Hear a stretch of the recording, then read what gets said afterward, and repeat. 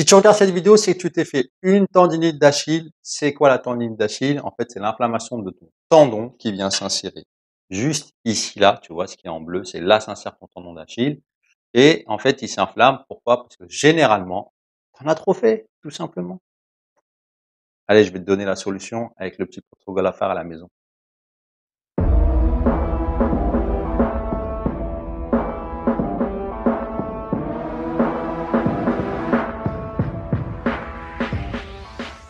Alors, comme je viens de te dire, la tendinite, toutes les tendinites, elles arrivent par un excès de sollicitation. Un exemple simple, tu n'as pas l'habitude de courir. Tu dis ce soir, je vais courir, je vais aller courir 1 heure. Hop, au bout de ton heure, eh ben, tu te dis, ah, j'ai un peu mal ici à ce niveau-là, mais ça peut être ailleurs. Et en fait, cette sursollicitation, tu n'as pas l'habitude de t'entraîner, tes muscles sont pas adaptés et tes tendons aussi. Ce qui va se passer, c'est que ton tendon, il va s'inflammer, ça va déclencher une tendinite d'Achille. Tu vas avoir mal au toucher. Des fois, la chaussure, elle peut te gêner. Et quand tu mets sur la pointe de pied, ben, ça te déclenche une douleur ici. Donc, le meilleur traitement pour ça, c'est de faire du renforcement musculaire progressif pour réadapter ton tendon à la contrainte que tu as essayé de lui donner. Donc, dans cette vidéo, je vais te parler du protocole de Stanish qui est modifié comme moi je l'utilise au cabinet. Donc, ce qu'il va falloir faire, c'est faire du renforcement. D'abord, on va travailler sur la phase excentrique, la phase de descente, où ton muscle va freiner pour bien stimuler le tendon. Et ensuite, on passera sur la phase concentrique. Donc, si tu as une tendinite d'Achille du côté droit, ça va être pareil pour le côté gauche. Tu vas commencer par te mettre sur une marche d'escalier ou sur un step. Tu vas chercher à monter le plus haut possible avec les 2 pieds et descendre le plus bas possible en contrôlant en 5 secondes. Pourquoi 5 secondes? Parce que quand c'est long, tu vas avoir tendance à avoir un meilleur contrôle moteur, une meilleure activation des muscles et donc une meilleure adaptation au niveau de ton tendon. Tu vas descendre et tu vas faire 3 séries de 10 répétitions. Pas plus la première séance. Entre chaque série, il faudra étirer le muscle pendant 30 secondes.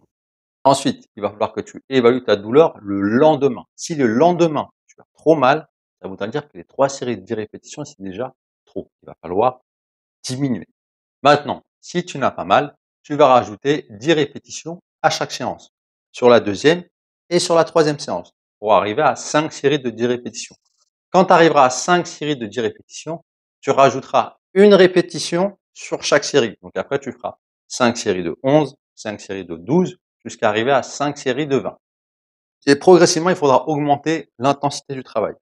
Si ce n'est pas déjà fait, je t'invite à t'abonner à la chaîne, à activer la cloche de notification, à mettre un petit like et un commentaire pour me dire si déjà tu as compris ce que c'était une tendinite d'Achille et si tu veux voir d'autres vidéos de ce type-là. Ensuite, il faudra augmenter la charge de travail. Donc, pour ce faire, tu vas repartir sur 3 séries de 10 répétitions, monter sur les 2 pieds et descendre uniquement sur le pied où tu as mal. Donc, si tu as mal au pied droit, au tendon du côté droit, tu descends que du côté droit. 3 séries de 10 répétitions et le lendemain, tu retestes ta douleur. Si tu as vraiment trop mal, c'est que c'était trop. Donc, il faudra faire le même exercice en montant, en descendant sur les 2 pieds, en mettant plus de poids du côté où tu as mal, donc du côté droit. Et tu repars sur 3 séries de 10 répétitions. Et ensuite, on répète le même protocole.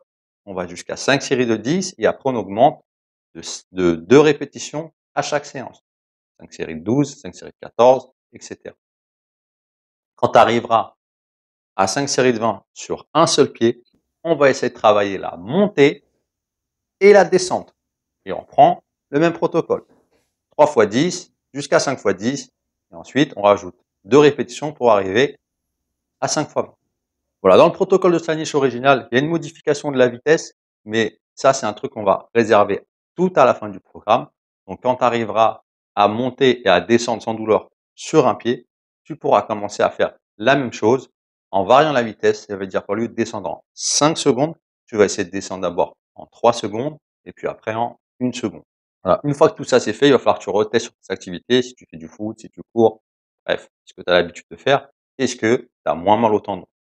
Moi, ce que je vous conseille, c'est qu'à la fin de ces exercices, je vous conseille de mettre une période de glaçage entre 10 et 20 minutes, pas plus. Ça a tendance à créer une analgésie, donc moins de douleur.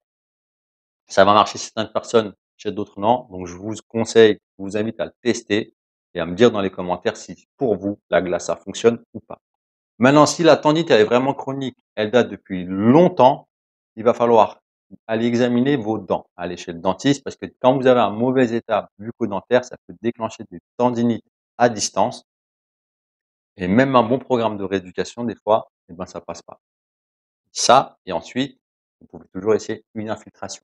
Mais l'infiltration, elle va masquer la douleur, elle va calmer la douleur, mais si vous ne faites pas le renforcement musculaire adapté, eh ben, dès que vous allez reprendre la course ou augmenter l'intensité ou augmenter votre sport, ce que vous faites, la douleur, elle va revenir systématiquement. Attention, ce protocole, il est valable pour les vrais tendinites. Des fois, il y a des gens qui ont des douleurs au niveau du talon, au niveau du tendon et ça ressemble à une tendinopathie, mais ça n'en est pas le cas. Et parfois, il faut aller voir ailleurs. Des fois, ça peut être des points triggers au niveau du mollet qui déclenchent des douleurs ici, voire des douleurs ou des problèmes lombaires qui peuvent déclencher des fausses tendinopathies. Pour ça, il n'y a pas 56 solutions, il faut aller consulter, que ça soit un kinésithérapeute manuel ou un ostéopathe ou un chiropracteur, de manière à rééquilibrer le corps, notamment le bassin, voir ce qui se passe un petit peu au niveau de la hanche, du genou et du pied et du bassin et du reste du corps. Et parfois, en 1 ou 2 séances, vous pouvez calmer une tendinopathie, mais en fait, c'est une fausse tendinopathie. Voilà, si ça vous a plu, n'hésitez pas à vous abonner, à liker et à partager la vidéo et la chaîne. Et je vous dis à bientôt. Allez, ciao. That's all you got, take it right now, before you get lost, yeah, one shot, that's all you got, write your own story, you control the plot, yeah, one shot, that's all you got, could drop dead now of a fucking blood clot, yeah, one shot, give it all you got, and never back down, no I'm never gonna stop, yeah.